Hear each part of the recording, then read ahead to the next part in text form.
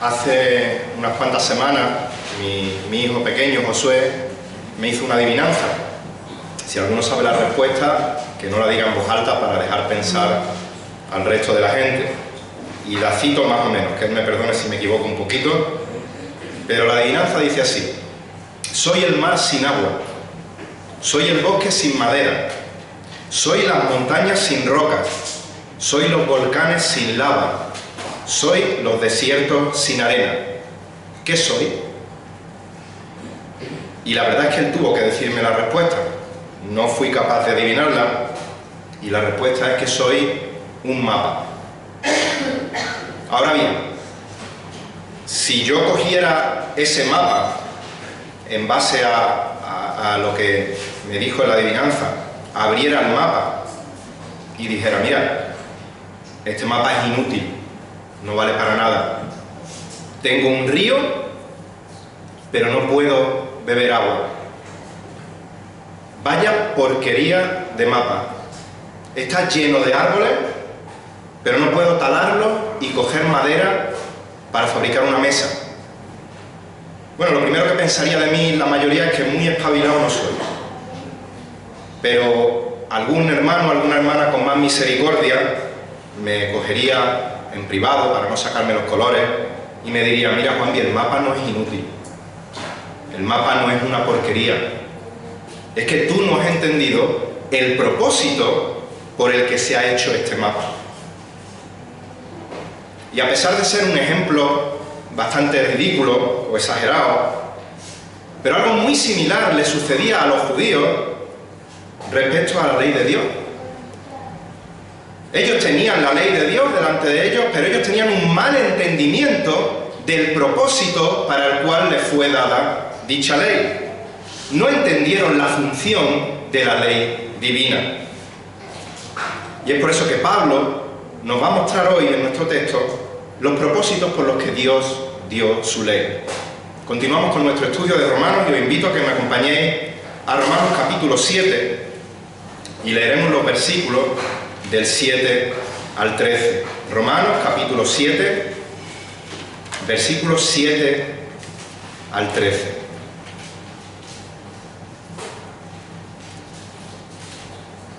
Dice Romanos 7, 7: ¿qué diremos entonces? ¿Es pecado la ley? De ningún modo. Al contrario, yo no hubiera llegado a conocer el pecado si no hubiera sido por medio de la ley, porque yo no hubiera sabido lo que es la codicia si la ley no hubiera dicho: no codiciarás. Pero el pecado, aprovechándose del mandamiento, produjo en mí toda clase de codicia, porque aparte de la ley el pecado está muerto. Versículo 9: y en un tiempo yo vivía sin la ley, pero al venir el mandamiento el pecado revivió y morí. Y este mandamiento, que era para vida, a mí me resultó para muerte, porque el pecado, aprovechándose del mandamiento, me engañó y por medio de él me mató. Versículo 12: así que la ley es santa y el mandamiento es santo, justo y bueno. Entonces, ¿lo que es bueno vino a ser causa de muerte para mí? De ningún modo. Al contrario, fue el pecado a fin de mostrarse que es pecado al producir en mi muerte por medio de lo que es bueno, para que por medio del mandamiento el pecado llegue a ser en extremo pecaminoso. Hasta aquí la palabra del Señor. Los judíos pensaban que por el hecho de guardar externamente los mandatos de la ley, ellos eran santificados y ellos podían ser salvos, simplemente ganar el cielo por sus propias obras guardando la ley. Pero el apóstol Pablo, si recordáis, ha comenzado a enseñarles en la epístola a los romanos que para nada ese era el propósito para el que Dios había dado su ley. Pablo ya hemos visto que les ha dicho que la ley no santifica por sí misma, que la ley no salva por sí misma, que la ley no tiene jurisdicción sobre el creyente en cuanto a que no le puede condenar eternamente, que solo podemos ser salvos por gracia únicamente, por medio de la fe únicamente, en Jesucristo únicamente, que solo somos salvados y santificados a través de la justicia perfecta que Cristo nos imputa a los que creemos en Él. Esa justicia de Cristo nos es imputada, somos declarados justos. Y por si fuera poco, en el versículo 5 nos dice Pablo que mientras estábamos en la carne, las pasiones pecaminosas eran despertadas por la ley. Y llegado a este punto, a algunos se le podía encender una bombilla con una conexión errónea y decir, ya lo entiendo. El propósito de la ley no es santificar ni es salvar, porque la ley es pecado. La ley despierta el pecado. Pero Pablo nuevamente se adelanta a futuros posibles argumentos, errores doctrinales, equivocaciones, y va a mostrar en este texto 4 propósitos por los que Dios dio su ley. 4 propósitos por los que Dios nos dio su ley. En primer lugar, veremos en el versículo 7 que la ley revela el pecado. En el versículo 8, Dios dio su ley con el propósito de hacernos ver que la ley despierta el pecado. En los versículos 9 al 11 veremos que la ley en sí misma no produce vida, sino muerte. Y en los versículos 12 y 13 veremos que la ley desenmascara la pecaminosidad del pecado. 4 propósitos por el que Dios dio su ley. En primer lugar, la ley revela el pecado. ¿Qué diremos entonces? ¿Es pecado la ley? De ningún modo. A esta altura, los que habéis estado en estos estudios de Romanos, sabemos la carga enfática en esta negación que Pablo hace a lo largo de su carta varias veces. Capítulo 3, versículos 3 y 4, dice, entonces que si algunos fueron infieles, ¿acaso su infidelidad anulará la ley de Dios? De ningún modo. Antes bien sea hallado veraz, aunque todo hombre sea hallado mentiroso.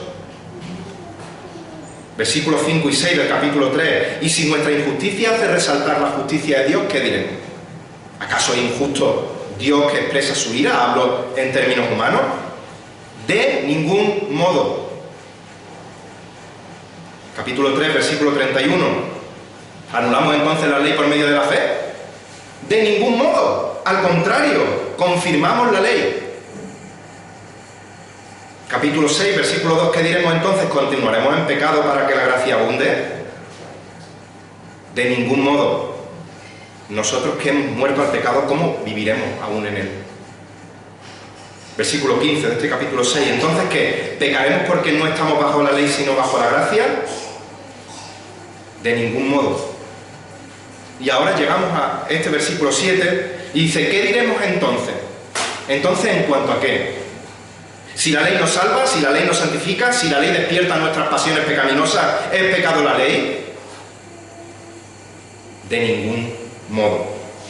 Es una negación enfática en el original, rotunda, sin posibilidad de duda, sin posibilidad de doble interpretación.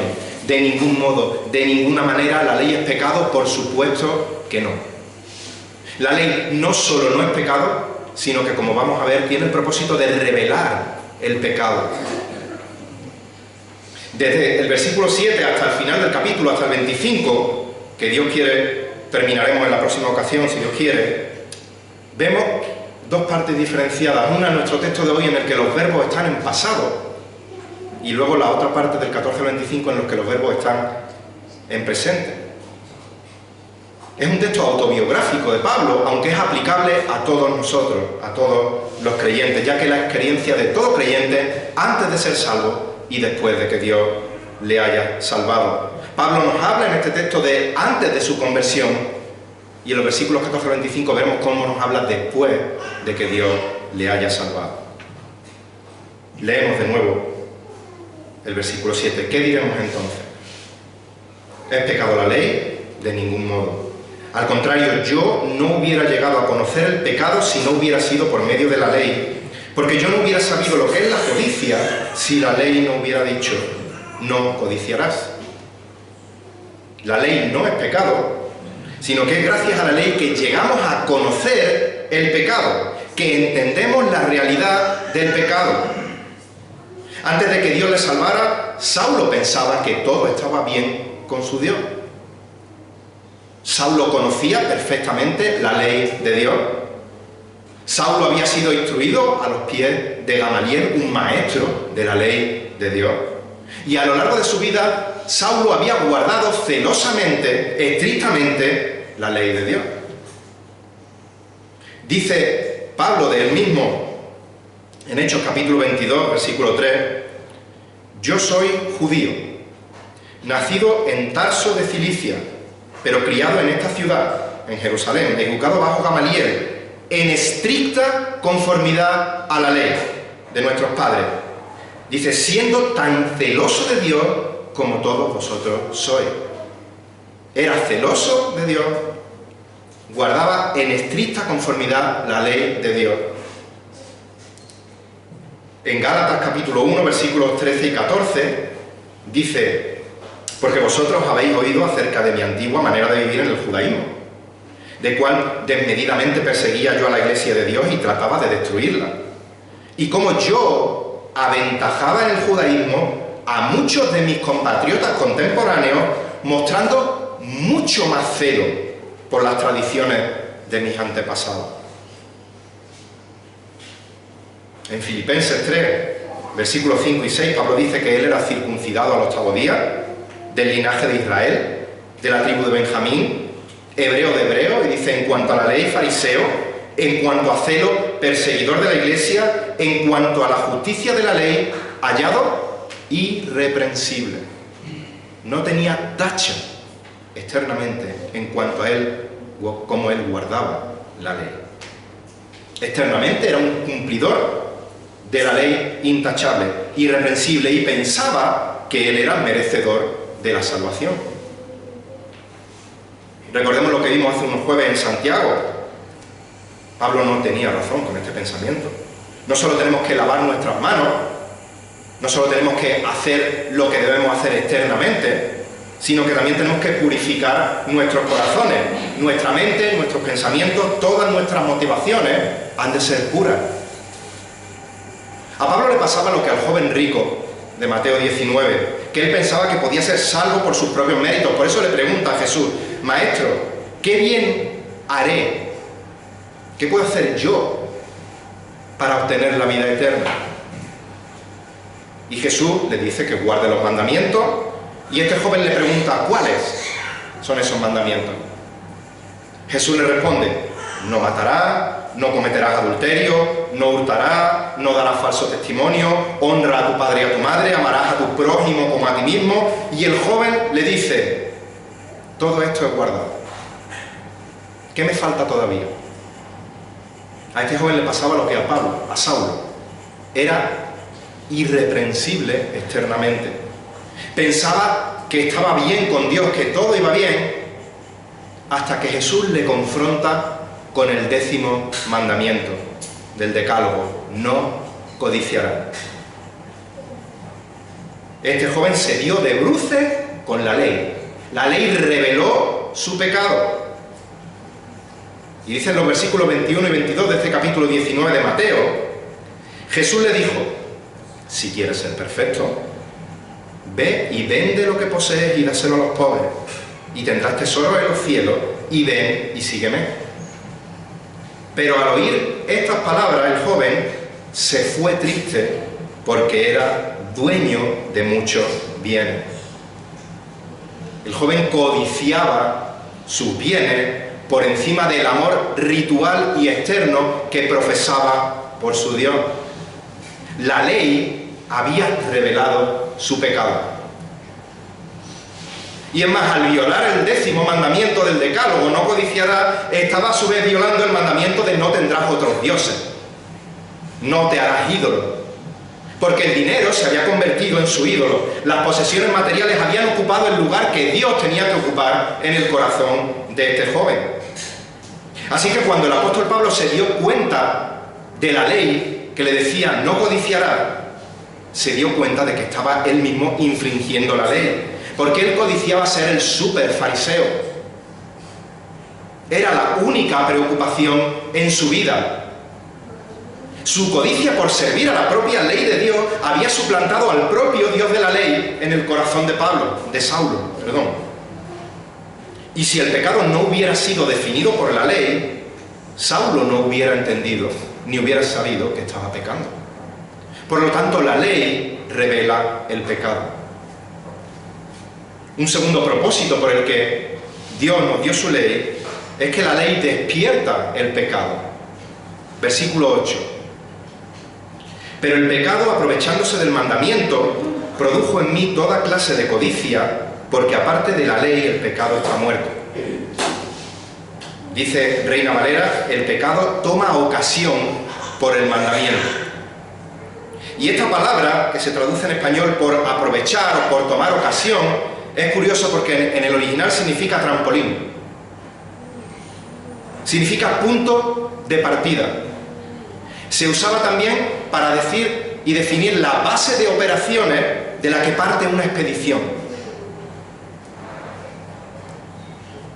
No nos podemos cansar de denunciar, de anunciar lo malo, lo terrible que es el pecado, lo retorcido que es el pecado, que es capaz de valerse de algo tan puro como la ley, de algo tan bueno como el mandamiento, para usarlo de trampolín, de base de operaciones para traer a nosotros toda clase de codicia.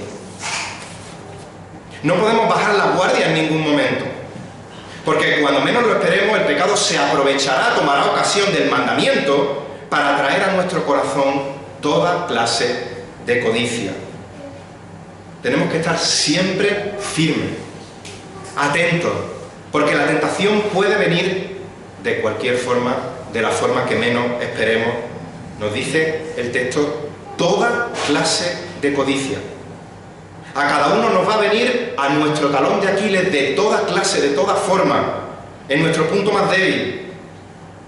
Recordemos, Adán y Eva codiciaron el fruto que se les había prohibido. Recordemos como Acán codició, dice Josué 7:21, un hermoso manto de Sinar y 200 siclos de plata, una barra de oro de 50 siclos de peso del botín de Jericó. Samuel nos ha recordado en varios jueves cómo Acab codició la viña de Nabot, primer libro de Reyes, capítulo 21. Absalón codició la corona de su padre, segundo de Samuel 15. David codició poseer a Betsabé, segundo de Samuel 11. Ananías y Safira codiciaron la buena reputación por la ofrenda que habían realizado, Hechos capítulo 5. Diótrefes codició el liderazgo en la iglesia, tercera de Juan, versículo 9. Mantengámonos firmes en la palabra para que podamos identificar toda clase de codicia. Pero el pecado, aprovechándose del mandamiento, produjo en mí toda clase de codicia, porque aparte de la ley, el pecado está muerto. Pablo nos está diciendo que fuera de la ley no hay pecado. No, porque ya hemos visto en esta misma carta de Romanos que el pecado entró en el mundo por un hombre, por Adán, y Dios todavía no había dado su ley. Al decir, aparte del pecado, aparte de la ley, perdón, el pecado está muerto, Pablo está continuando con el argumento que empezó en el versículo 5, cuando dijo que nuestras pasiones pecaminosas eran despertadas por la ley. El pecado está adormilado, está latente, está hibernando, está como muerto. Pero cuando la ley establece una regla, el pecado revive, el pecado despierta deseando desobedecer la ley. Si recordáis, pusimos varios ejemplos en cuanto a esto.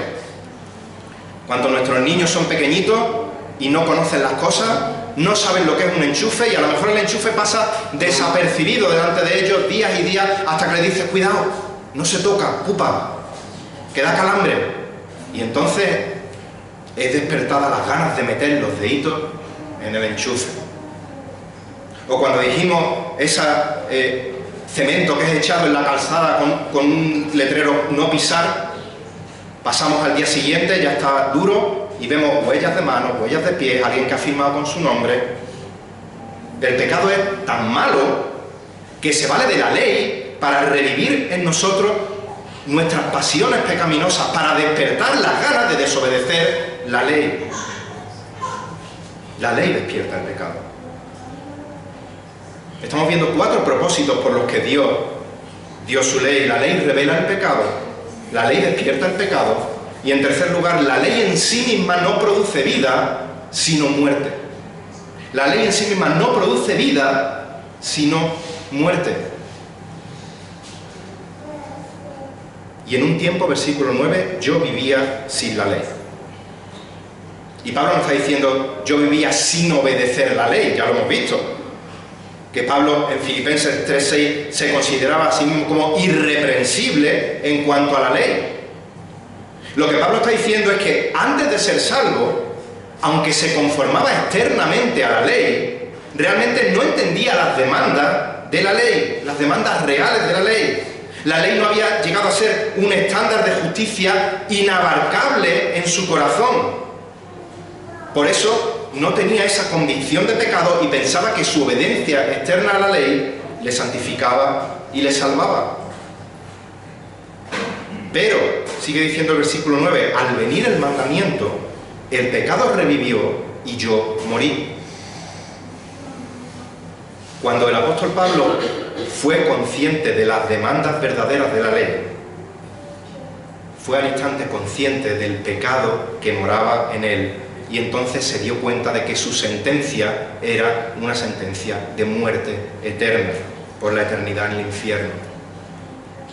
Cuando predicamos el Evangelio a la gente y le decimos que son pecadores, muchos nos responden, yo soy una buena persona, yo no he matado, yo no he adulterado, yo soy un buen padre de familia, yo soy un buen hijo, soy un buen estudiante, hago obras de caridad, ayudo a los pobres.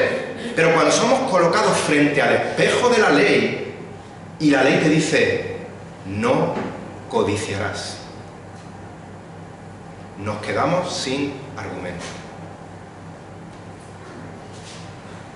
Si realmente somos honestos, reconoceremos que en algún momento hemos codiciado con la vista a alguna mujer, a algún hombre. Hemos codiciado poseer algo material que no era nuestro. Hemos codiciado cierta posición social, cierto reconocimiento, cierta fama. Hemos codiciado dinero, por no decir las veces que hemos mentido, que hemos hablado mal de alguien, que hemos murmurado, que hemos sentido rencor hacia alguien. Puede que externamente no hayamos cometido homicidio, puede que físicamente no hayamos adulterado, pero todos conocemos las palabras de nuestro Señor Jesús en Mateo capítulo 5. Dice el versículo 21, habéis oído que se dijo a los antepasados, no matarás. Y cualquiera que cometa homicidio será culpable delante de la corte. Pero yo os digo que todo aquel que esté enojado con su hermano será culpable delante de la corte, y cualquiera que diga raca a su hermano será culpable delante de la corte suprema, y cualquiera que diga idiota será reo del infierno de fuego. Versículo 27, habéis oído que se dijo no cometerás adulterio. Pero yo os digo que todo el que mira a una mujer para codiciarla, ya cometió adulterio con ella en su corazón. Cuando viene el mandamiento, como nos dice Romanos, cuando la ley nos confronta, nuestra satisfacción en nuestra propia moralidad, nuestra seguridad en nosotros mismos, muere, queda destruida. Y nuestra condena a muerte vive. Y nos damos cuenta de que somos merecedores de esa condena. Por eso sigue diciendo el versículo 10, y este mandamiento que era para vida, a mí me resultó para muerte. Hemos dicho que la ley en sí misma no puede santificar, que la ley en sí misma no salva, pero el diseño original de Dios en cuanto a este mandamiento, en cuanto a la ley, dice el texto que era para vida, era para dar vida eterna. Dice Levítico capítulo 18, versículos 4 y 5. Levítico 18, versículos 4 y 5. Habréis de cumplir mis leyes y guardaréis mis estatutos para vivir según ellos. Yo soy el Señor vuestro Dios. Por tanto, guardaréis mis estatutos y mis leyes, y sigue diciendo, por los cuales el hombre vivirá si los cumple. Yo soy el Señor. Ezequiel capítulo 20, versículo 1. Les di mis estatutos y les hice conocer mis decretos, por los cuales el hombre vivirá si los cumple. Vamos al Nuevo Testamento. Lucas capítulo 10. versículos 25 al 28. Lucas capítulo 10, versículo 25, dice que he aquí cierto intérprete de la ley se levantó para poner a prueba a Jesús y le dijo: Maestro, ¿qué haré para heredar la vida eterna? Y él le dijo: ¿qué está escrito en la ley? ¿Qué lees en ella? Respondiendo, él dijo: amarás al Señor tu Dios con todo tu corazón y con toda tu alma y con toda tu fuerza y con toda tu mente, y a tu prójimo como a ti mismo. Entonces, versículo 28, Jesús le dijo: has respondido correctamente. Haz esto y vivirás.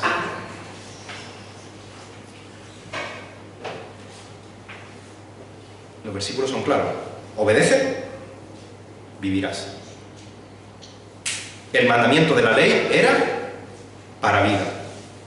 Pero, sigue hablando Pablo, y este mandamiento que era para vida, a mí me resultó para muerte. El mandamiento diseñado por Dios para dar vida eterna se convierte en la sentencia de muerte espiritual para el pecador. Porque nuestra naturaleza pecaminosa nos impide vivir a la altura del estándar de perfección que demanda la ley. Si desde el momento en que nacemos hasta el momento de nuestra muerte obedecemos la ley de manera perfecta, sin fallar en ningún momento, tendremos la vida eterna. Pero no podemos cumplirla perfectamente, no podemos llegar a la salvación por nuestras propias obras tratando de cumplir el mandamiento. De ahí que el apóstol Pablo dice en Gálatas capítulo 3, versículo 10, porque todos los que son de las obras de la ley están bajo maldición. Porque escrito está: maldito todo el que no permanece en todas las cosas escritas en el libro de la ley para hacerlas. Ahora bien, llegado a este punto, alguno podría decir, y de hecho he escuchado a algunos que han dicho: tu Dios es un Dios injusto. Tu Dios es malo. Porque pide algo que no puedes hacer y encima te castiga por no hacerlo. Tu Dios te pide que cumpla la ley sabiendo que no puedes obedecerla. Eso es injusto. Sabemos por la palabra de Dios que Dios es justicia perfecta, que Dios es bueno. ¿Cómo podemos responder ante esta acusación? Pues una muy buena explicación la escuché del pastor Sugel Michelin, que a su vez usaba el ejemplo del predicador Martin Lloyd-Jones, y me voy a permitir la licencia no de decir literalmente, sino de usar más o menos la explicación.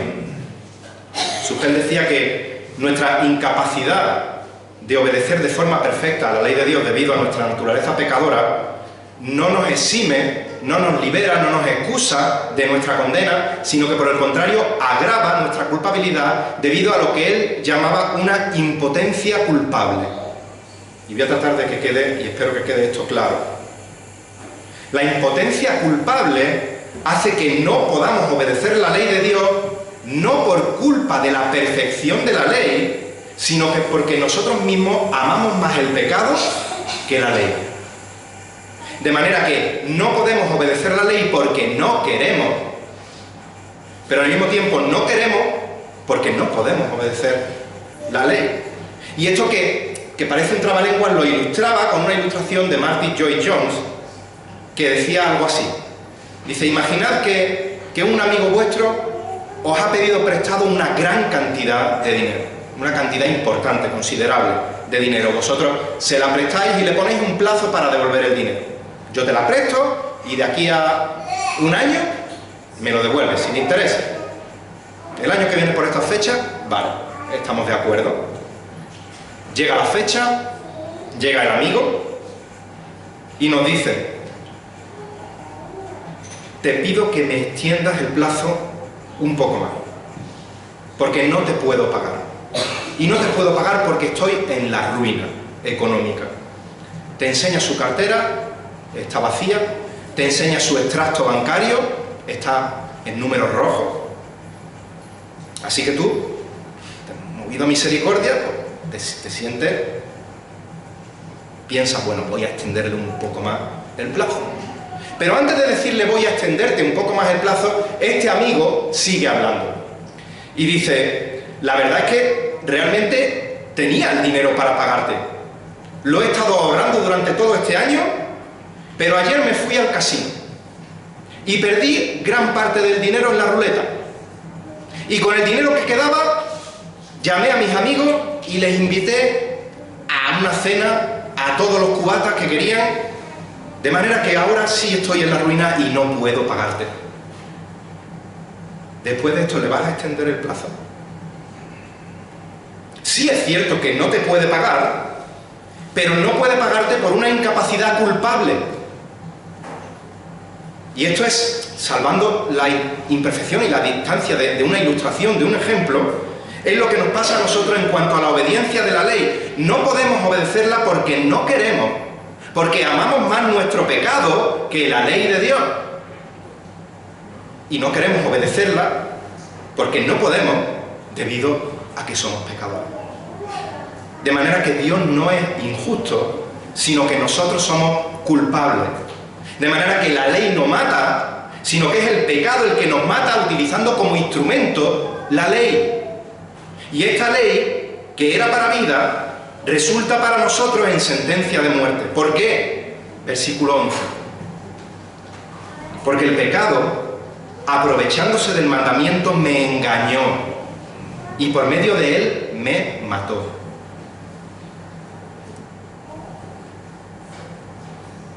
El pecado es un profesional del engaño.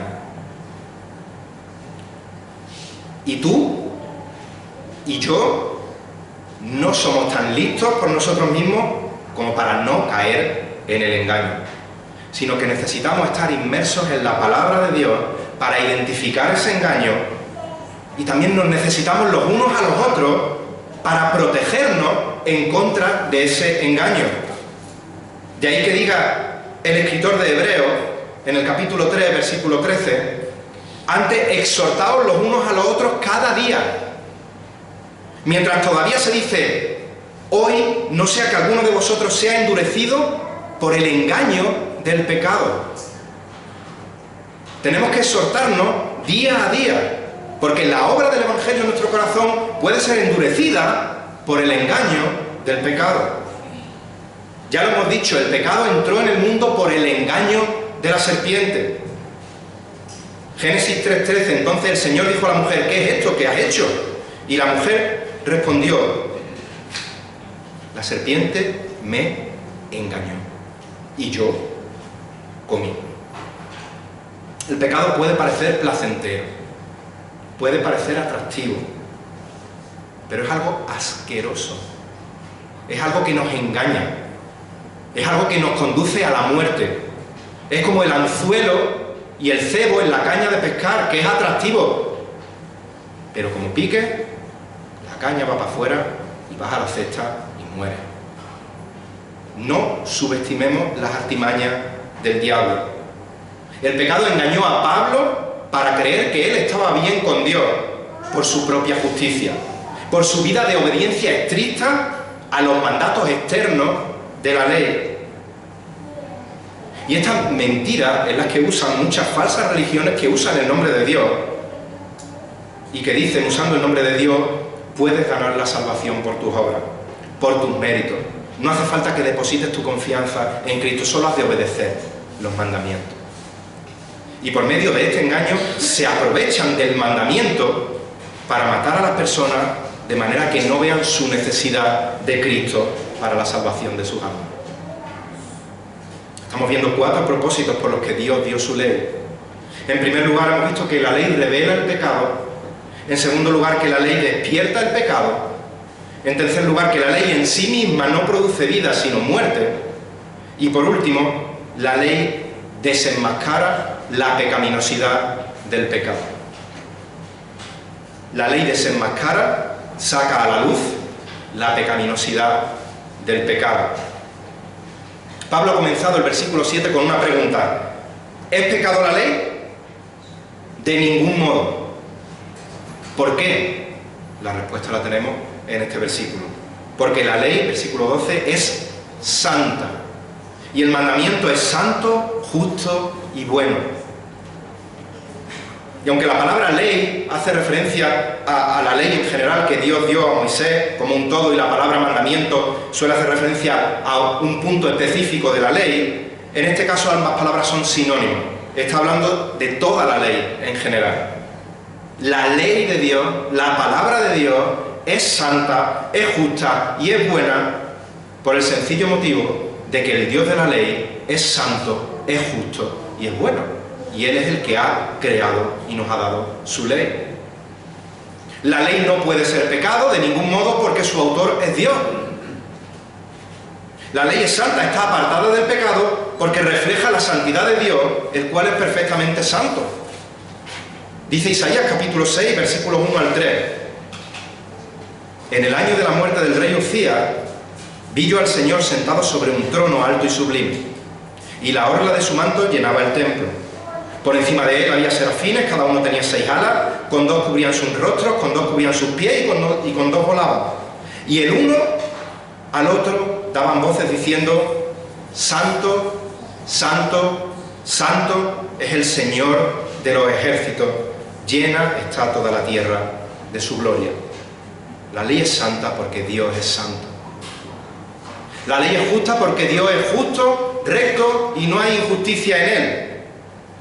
Deuteronomio 32, versículos 3 y 4.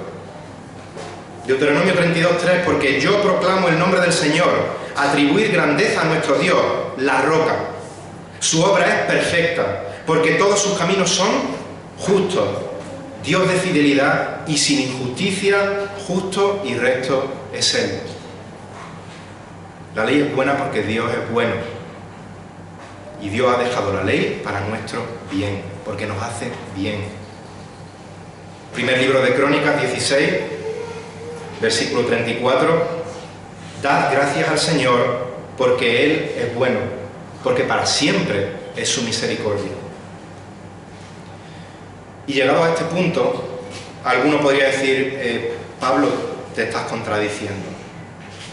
¿Cómo es posible que algo santo, justo y bueno puede contribuir a que yo peque y sea sentenciado a muerte? A lo que Pablo se vuelve a adelantar, respondiendo en el versículo 13.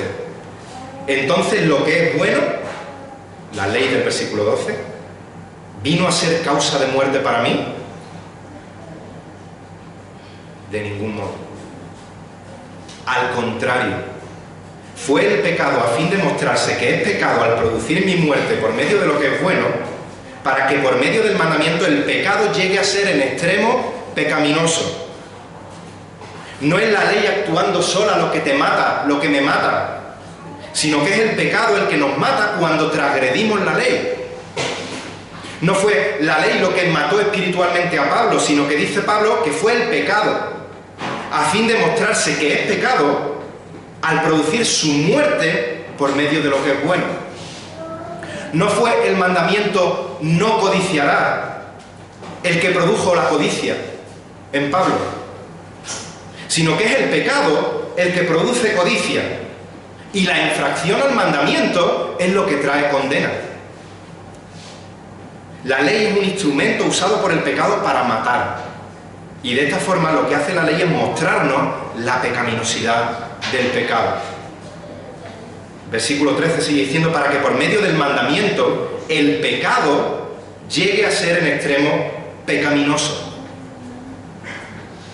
La santidad, la bondad, la justicia perfecta de la ley es un lienzo blanco, inmaculado, en el que la negrura del pecado destaca sobre todo. Es expuesto que el pecado es en extremo pecaminoso. El apóstol Pablo dijo en primera de Timoteo, capítulo 1, versículos 8 y 9: pero nosotros sabemos que la ley es buena si uno la usa legítimamente, reconociendo esto, que la ley no ha sido instituida para el justo, sino para los transgresores y rebeldes, para los impíos y pecadores. Dios usa la ley para mostrarte que no eres tan bueno como piensas que eres. Dios usa la ley para mostrarme que yo soy muchísimo más malo de lo que yo pienso que soy. Dios usa la ley para mostrar que el pecado que mora en mí es en extremo pecaminoso. Y hace esto con el fin de que veamos nuestra impiedad, de que veamos nuestra inmundicia, de que veamos nuestra impotencia, nuestra incapacidad de agradar a Dios por nuestras obras, y de esta manera apuntarnos a Cristo, a nuestra necesidad de Cristo. Como dice Pablo en Gálatas 3:23, antes de venir la fe, estábamos encerrados bajo la ley, confinados para la fe que habría de ser revelada. La ley nos muestra nuestra incapacidad para apuntarnos a nuestra necesidad de Cristo, del único que obedeció perfectamente el estándar de la ley para así pagar nuestra culpa en la cruz del Calvario. Si no tienes a Cristo en tu vida, no trates de echar balones fuera justificando que eres buena gente. Porque la ley muestra que eres pecador y que tu pecado es en extremo pecaminoso. Necesitas reconocer tu pecado, el cual es evidente por medio del espejo de la ley. Necesitas arrepentirte de tu pecado y venir a Cristo en arrepentimiento y fe, reconociendo que Él es el único que puede salvarte, pidiéndole que te perdone de tus pecados y confesándole como Señor y Salvador de tu vida. Y nosotros, aquellos que ya hemos confiado en Cristo, aquellos que ya hemos confesado a Cristo, aquellos que hemos muerto al poder condenatorio de la ley y a la esclavitud del pecado, lo que nos toca ahora es cumplir la ley, no para ganar nada, sino por amor a nuestro Dios, el cual nos ha capacitado con su Espíritu para ahora poder cumplir la ley. Nos ha regenerado espiritualmente para desear obedecer la ley. Como nos recordaba Juan Pablo hace algunos jueves en Juan capítulo 13, la felicidad del creyente está directamente relacionada con el servicio del creyente, con la obediencia del creyente a la palabra de Dios. Ahora que somos salvos, ahora que somos nuevas criaturas, nueva creación en Cristo, obedecemos la ley, obedecemos la palabra de Dios, porque eso nos da dicha, porque eso nos da felicidad. Como decía el salmista en el Salmo 19:8, los preceptos del Señor son rectos que alegran el corazón. La ley no es una carga, la ley no es un yugo. El obedecer la ley alegra el corazón del creyente. La obediencia a la ley trae consigo promesa de bienaventuranza, de felicidad. Salmo 119, los dos primeros versículos, dice: cuán bienaventurados, cuán dichosos, cuán felices son quienes, los de camino perfecto, los que andan en la ley del Señor. Cuán bienaventurados son los que guardan sus testimonios y con todo el corazón le buscan. Mis queridos hermanos, que el Señor bendiga su santa palabra y nos ayude a no olvidar lo extremadamente pecaminoso que es el pecado y lo infinitamente preciosa y hermosa que es la ley de Dios, y que de esta manera nos deleitemos en obedecer la palabra de Dios y vivamos vidas santas para su gloria.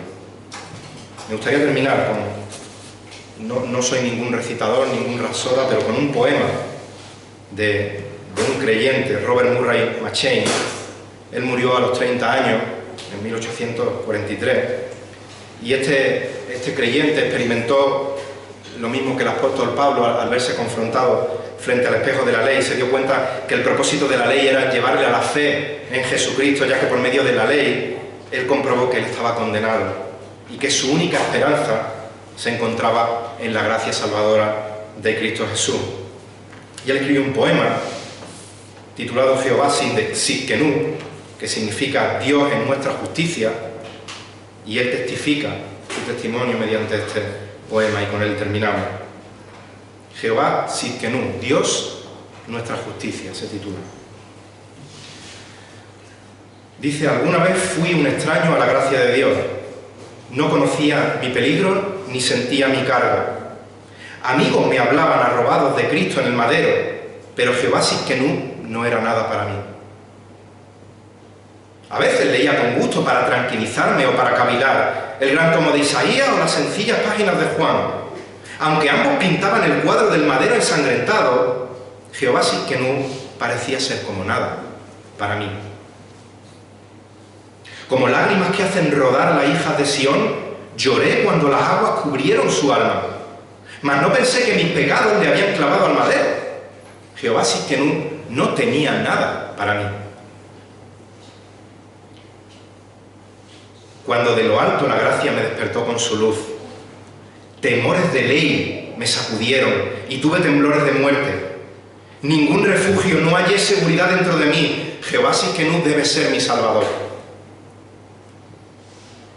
Mis terrores se desvanecieron ante el dulce nombre. Mi temor de culpa se alejó y con osadía me acerqué para beber en la fuente gratuita que me llenó de vida. Jehová Sidkenu es todo para mí. Jehová Sidkenu, Dios nuestra justicia, mi tesoro y ufanía. Jehová Sidkenu, mi vida ya no está perdida. En ti conquistaré los campos con diluvio, mi amarre, mi ancla, mi coraza y protección. Aun al transitar por el valle de la sombra de muerte, esta contraseña, entre comillas, escribe, reanimará mi aliento faltante. Pues mientras mi Dios me esté libertando de esta vida febril, Jehová Sidkenu será mi cántico en el umbral de la muerte. Que el Señor lo bendiga.